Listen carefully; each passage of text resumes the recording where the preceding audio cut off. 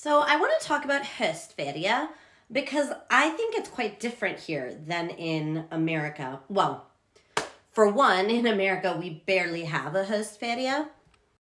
So we will normally have a break called fall break, at least in the states that I've lived in, Texas and Washington, which are two very different regions. So I think it's a nice comparison across America. We'll get like a long weekend, basically.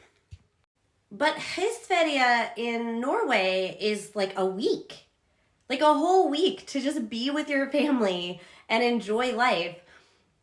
And I feel like this is one of the big reasons we moved here is that there is more of an emphasis on working to live. And that applies to school as well, that they give these kids shorter days and longer breaks. But here's my deal.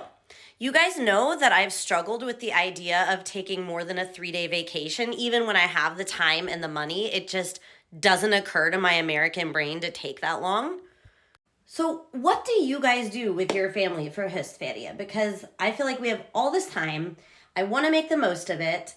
And I'm just trying to come up with ideas because my brain doesn't really work that way, being used to having all this time. And okay, if you have a hytte and you go to your hytte, can you please tell me what you would recommend people to do that don't have their own family hytte? Because that's not an option for us. I've gone over that on this channel.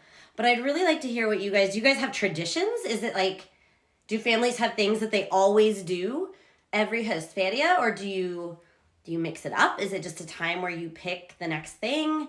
I'm really curious and thinking about how it might compare to what we do with the admittedly much less time that we have in America.